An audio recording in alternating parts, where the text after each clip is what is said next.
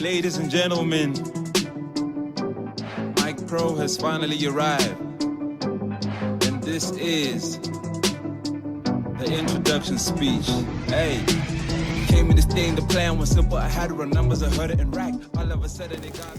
Hello and welcome. Thank you for tuning in. My name is Kolobetso Selimena, and today I have a guest with me here who I'll be having a conversation with. He's a dancer, he's a poet, he's a rapper, but I'll leave it all to him to introduce yourself. You're welcome. Thank you for giving me the floor. What it do, ladies and gentlemen. MIKEPRO at your service. Well, MIKEPRO, the alias. That's how I go by professionally. The irony. But anyway, my name is Oteng Michael Rankusha, and I'm a rapper, I'm a dancer, I'm a producer, and I'm trying to do a bit more. So I guess keep on this journey with me. Thank you very much. Thank you. Like I like it when you say that, like the last part of your introduction, you said a bit more. Yeah, you know, I think a lot of times people get to want to stick to one thing. If I'm a dancer, I'm a dancer. If I'm a rapper, I'm a rapper. But the interesting thing that I'm picking up is that you're not fixed to one thing, which I find it very interesting. So I would like for you to give like a background to how you started with the music and the dancing. I'm sure there's an interesting story behind it. Well, if it's me, it's interesting. I don't mean to be overconfident or anything like that. But honestly, so this is my story. I believe music is my calling, right? From God, of course. And I believe it all started in the womb. Because my dad was part of a choir. He sings, and then my mom can sing, but she never took the singing too seriously or anything like that. So I started listening to, well, I don't want to say circular music, but hey man, it is circular music.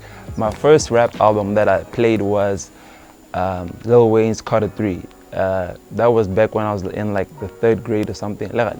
Standard 3, that's one. But yeah, I was in the 3rd grade, and I was listening to Lil Wayne and stuff like that, and I realized I have an interest in this. And then around the same time, I was also listening to artists such as Akon. I don't know if you know him, but he's like an African giant right now. But yeah, so also, but my great interest that I had was Michael Jackson, because back then BTV used to play You Rock My World every single day. Yeah. But then, I mean, back then I couldn't complain. I was like 6 years old or something like that. And that is where I also I guess I liked the performance more than the singing. So I learned how to dance as well, starting from that. So that was me trying to learn how to moonwalk with my socks on after school every single day. Did you ever manage to pull it off though? I mean, I did. How long did it take you to pull the moonwalk off? Honestly, I don't want to sound overconfident again, but I think it was just a few days, honestly. Because the good thing about me, I've always had an elder brother, right? So he taught me like a few things here and there. And but yeah, so he taught me how to do it, and then I was like, okay, I'm getting it. And then by the end of the week, I probably got it. So yeah. Interesting. And when you mentioned Michael Jackson, I was like, how does Michael Jackson fit into rap? You speak of Akon. I'm sure there's a bit of Kanye West there. I mean, if you're part of my generation, you better know Kanye West, you know what I mean? Yeah. But so this is how I try to link it, right? Since my dad has like a singing thing, I believe that singing thing or whatever it is came down to me, and I've always been more orientated on the singing side of music. So that's harmonies, that's melody. That's also why I was a Chris Brown fan when I was a kid, right? So that's how I bring Michael Jackson into all of this. Michael Jackson is like probably the greatest artist ever, but more specifically, I learned, that's where I got my passion of performing as an artist from. So yeah, that's how I bring Michael Jackson into this little thing that I have here. And if you want me to elaborate on Kanye West is the musical genius, musical prodigy, whatever you want to call him. I mean, some people call him crazy, but hey, he's Kanye West. He's Kanye West. He's yay. That's what I'm saying. You know, like recently, before he released Donda, speaking of Kanye West, before he released Donda, he had listening sessions, sold out listening. Who does that? He had 3 listening sessions sold out. Who does that? No one can do that, you know what I mean? So Yes, Kanye West. also, when he became Christian, I mean, of course, that's a debatable issue, but I don't really have time for that. But when he became Christian, that's when I went back to Kanye West. Because I was like, growing up, you know, back when we learned about Illuminati and stuff like that, I was like, this man is too deep in that, so I don't really have time for that. So I was like, when he became Christian, that's when my following really went in, back hard as it used to be. That's what I'm trying to say. Okay, cool. And like you speaking about your background, you mentioned God a lot. So I'm really interested in knowing how God ties up to what you do. You mentioned that you believe that it's a calling. God called you to this. You didn't call yourself to that. It's not like you had someone rapping and you were inspired, but God called you to it. So maybe you could speak into that part of the conversation. How God. All right, cool. So first of all, God is everything. God is in anything and everything, right? Yeah. God created all of us and all creation. So my thing is, I needed to realize, or I needed to have a revelation of why I'm still here. Because a lot of people come and a lot of people go. I don't know if you know Dr. Miles Monroe. He passed a couple years back, but he's like he's a Christian giant as well. So I heard a motivational speech one time. He said, a lot of people die at 25, but they only go to the grave at like 50 or 60. That's really, I don't know what to say, but that's one of the best analogies I've ever had. Because you come in this life with a dream, with like a vision. I want to be this, I want to be that, I want to do this, I want to do that. And then the world kind of like dims your light, and then you give up. And then, you know what, I'm going to work a 9 to 5. You know what, I'm going to do this. You know what, and that's not really what I was looking for. So I had God on the speed dial. I'm like, hey man, what's my purpose? What am I doing here? I need to know. And then he told me, see, I put this music in your heart a long time ago, a very long time ago, and that's why I'm doing what I'm doing. And some people are gonna find it offensive how I said I got God on speed dial, but I do, because the Holy Spirit is in me. So that's how it is. I'm sorry if you're traditional or Christian or anything like that, but you didn't have to apologize about it, did you? that's true. I'm unapologetic, so I take that back. Cool, yeah. And you ended up releasing a single. Finally. Yeah. And you say in the introduction, you're like, ladies and gentlemen. How do you say it, ladies and gentlemen? Ladies and gentlemen, MIKEPRO has finally arrived. So this is a big line for me because, as I said, God, right? Yeah. I had this introduction speech. I knew my first one was gonna be entitled introduction speech by the time I was like 18 or something, or maybe even 17. That's 5 years ago. So I always knew introduction speech is me telling the game, telling the industry, telling everyone that I'm here and I'm finna take over. Okay, I'm kidding. It's not even about taking over. It's more about preaching the gospel that God put in my heart. So yeah. And you say, like, you know, I love your song. And Thank you very much. I don't even know how to. That's the simplest way that's how I can sum it up. really I appreciate love it. your song because for me, I really relate with that song. So after you do your introduction, right, you say you came in this thing. The plan was simple. So I'm interested in that. What plan was it that was simple, but all of a sudden it got so difficult? All right, cool. So this is the plan that 15-year-old Mike had, right? I was gonna start writing music. By 18, I was gonna be known in Botswana. By 21, I was gonna be the best in Botswana. By 22, I was gonna be probably the best in the world, the best, right? Because in 2016, that's around the time that, in 2016, I was 17, but a couple years back, which is 2 years back, right? Which I was 15 in 2014, that's when I started. Like, I was, you know what, I'm really gonna do this, you know what I mean? So yeah, in 2016, people like Nesty C and A-Reese and all those other artists came up, right? And they're young, so I'm like, bro, I have the talent, why aren't I there? So that's kind of like, I came in this thing, the plan was simple, but all of a sudden it got so difficult. Because I didn't really know, I didn't have a more formidable plan, if I could say. would you say that you had maybe a bit of a struggle with comparison, comparing yourself to Nasty Seed? But Nasty Seed is young, he's here. Why am I not? I don't know if I'm gonna say this right, but I heard comparison is a stealer of joy, something like that. It's a thief of joy. Yeah, comparison is a thief of joy. So I realized, you know what, comparing myself to Nasty C and all other artists is really not what I'm here for, because God called me and I'm different. I'm supposed to be like that. I dare to be different. I'm cut from a different cloth, you know, I'm a unique breed. So that's kind of where I'm at with it. And you do say it in, like, you do point it. The introduction speech says everything, and you put it. I think you've done a great job with relaying the message, introducing yourself. Like you're saying that you're cut from a different cloth. You speak about that you're in a different zone. You don't like comparison. You've got different genes. You're not like any other, you know. And I think a lot of people may be struggling or having a hard time with comparing themselves. Like you'd say, when I finish from 5, I have a plan. I'm going to go to varsity, I'm going to study this course, and then I'm going to work, I'm going to buy a car, I'm going to have a house, I'm going to earn this, I'm going to, you know, all that. And then when it doesn't happen, it's, but Michael is, what's wrong with me? Look, why can't I do that thing, you know? And I think it's very important to really relay that message to say comparison kills.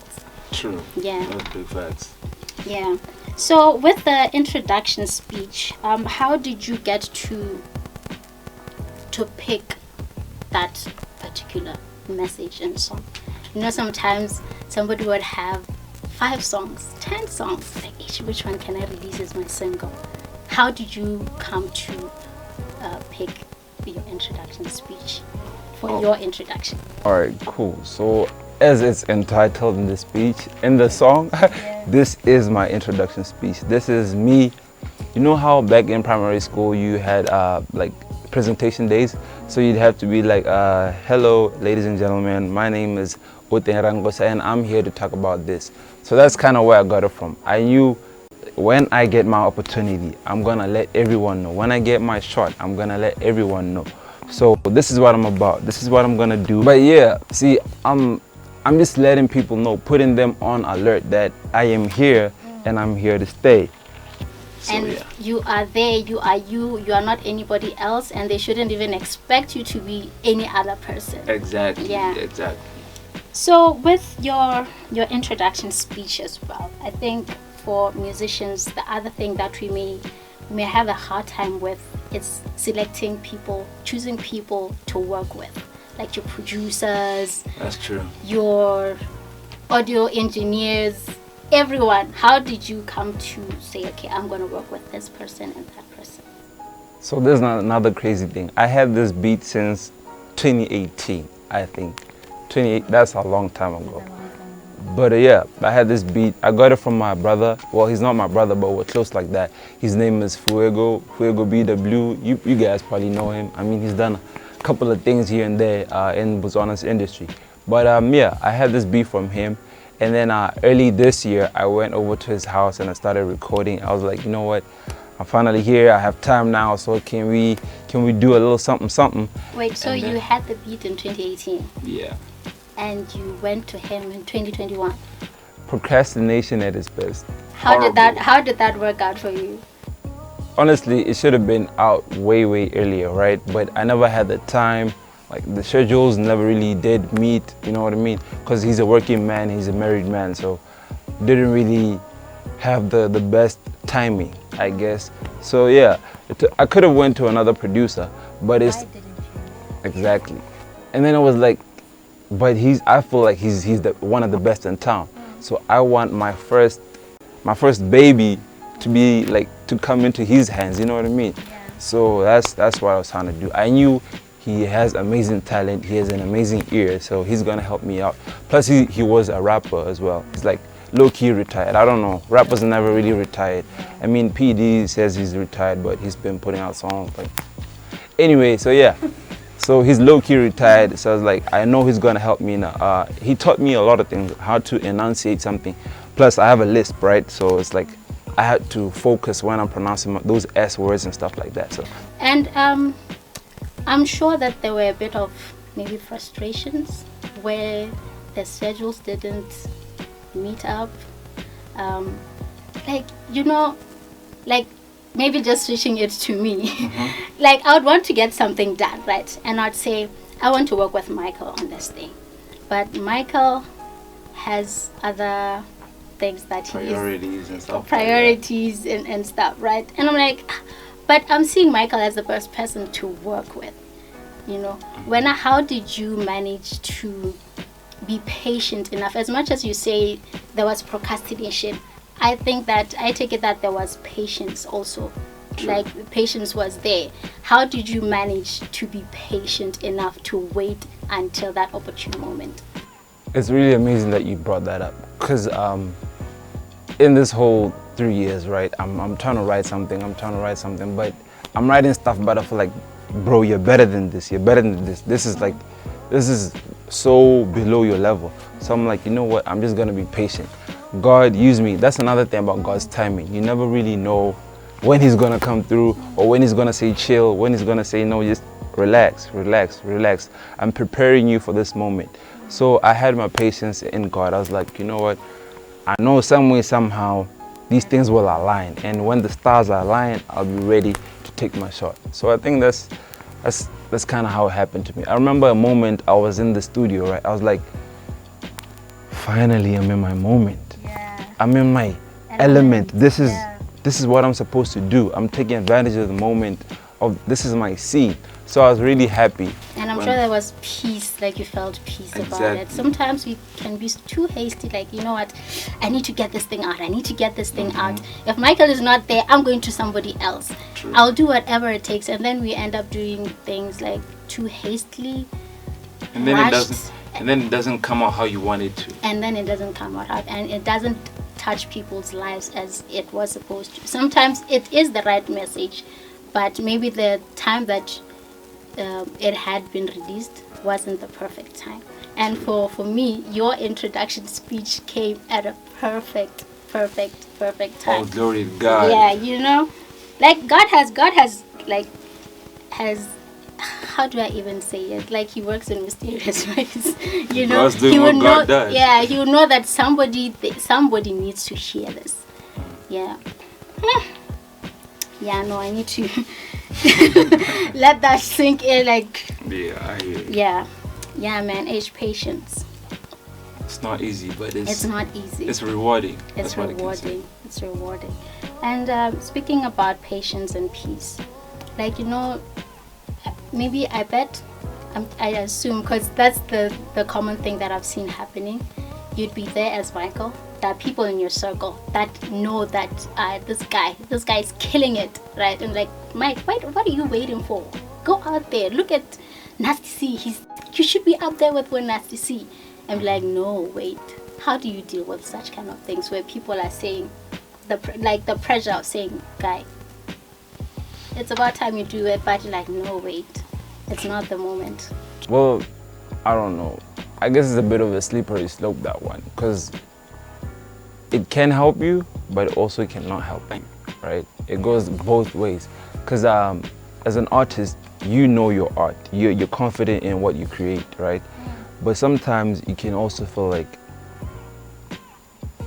what I created is not enough. What I created is subpar. It's like, it's not what it's supposed to be. So that goes with if your friend is like, MIKEPRO, you got it, bro. You know you're better than that guy. You know you're better than that guy, right? Especially the type of friends that I have. Like, well, we're confident people, so we know what we possess.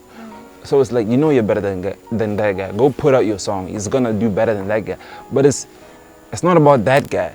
It's about me. It's about what I just did. And do I feel like it's ready? Do I feel like I still need to like carve it a bit so that the sculpture is pretty at the end? Or, you know what I mean? Like, is it the time? Is it not the time? That only you know that as the artist. Or maybe it's just they're ready to go out, but it's you that needs to be, like, you need to work more on your delivery and stuff. Like, the thing can be ready, like, the vision is there.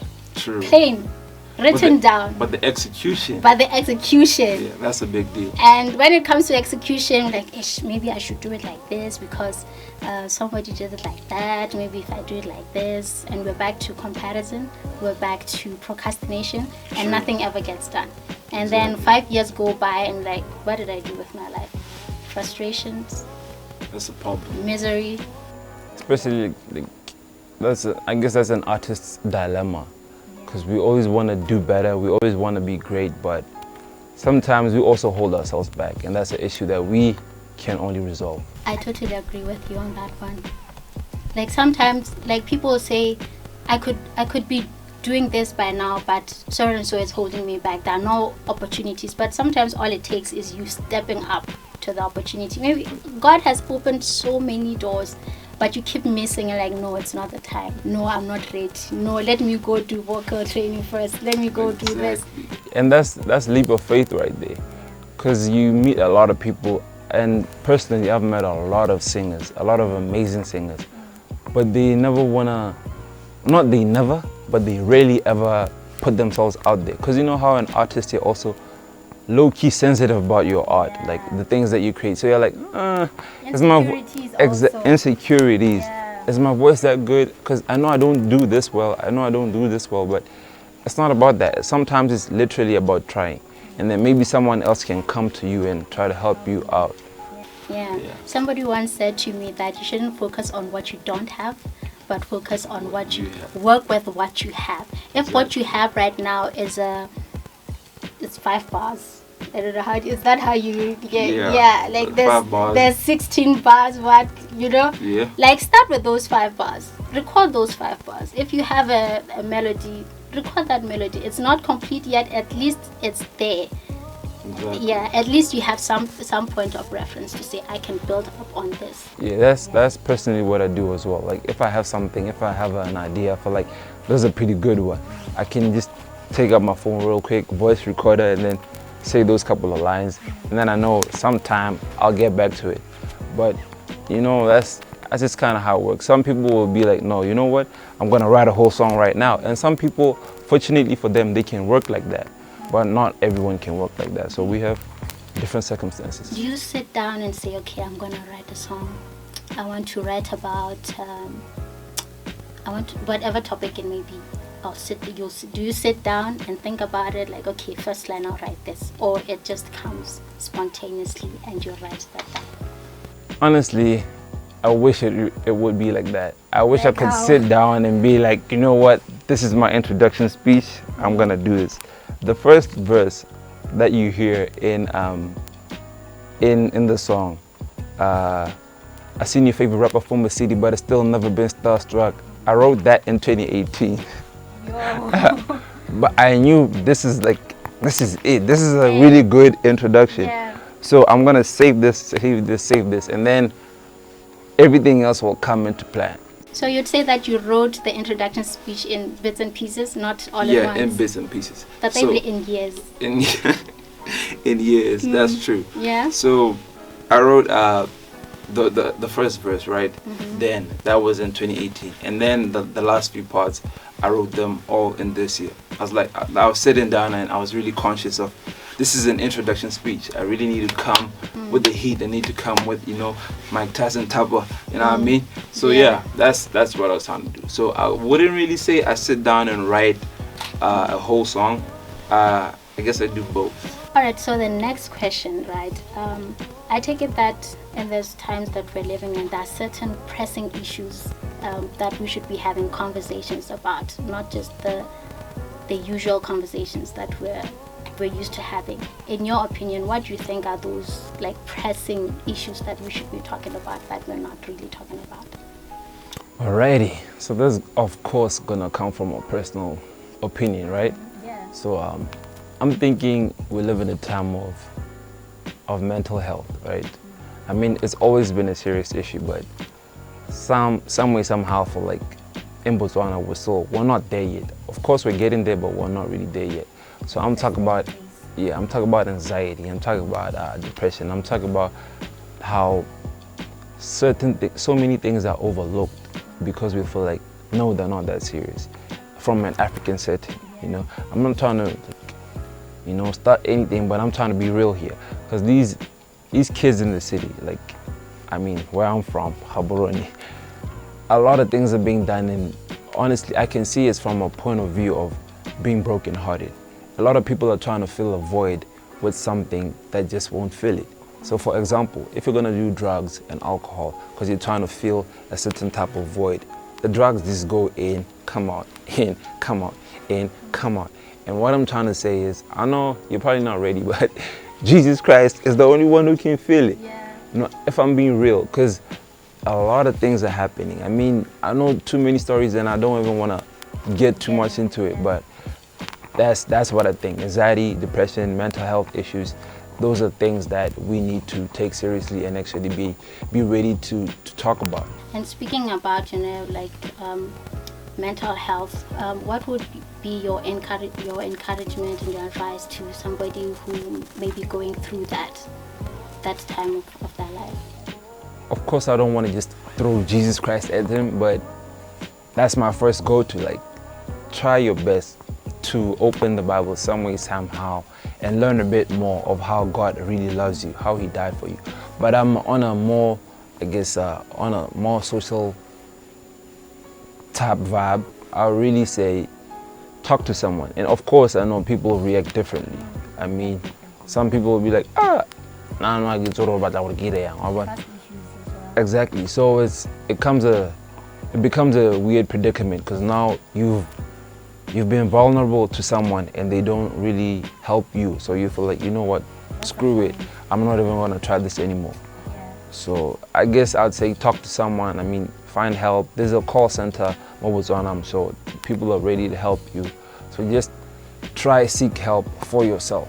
Remember, it's about you and no one else. No one else, and there's always somebody out there ready to help. So in closing, I'm gonna ask you to just do a sample, from your introduction speech. Alrighty. Yeah. So what's my favorite line? I think the first few. So it says, I've seen your favorite rapper from the city, but I still never been starstruck. Though I've been struck with the lightning straight above the stars, not like Thor, not like Zeus. I'm talking about God, I'm talking about Jesus. I peeped the government trying to run a whole plot like Caesar. We in a state of emergency. Tell the game so it can finally rest. But yeah. But on another note, I just want I want to freestyle right now. I don't know if I can. Most welcome, you can. But yeah, I mean, if a rapper's on your show, he better freestyle. You know what I mean? And no, I did not. Yeah, I did not have this written or anything like that. So this is my piece.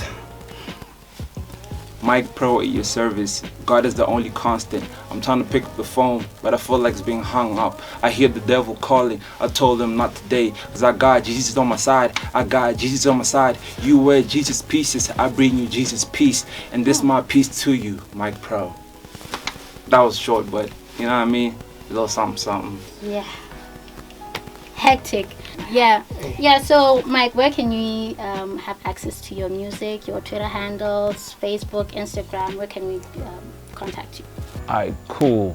So on Facebook, you can follow my page. I'm MIKEPRO over there, and Instagram, MIKEPRO the alias.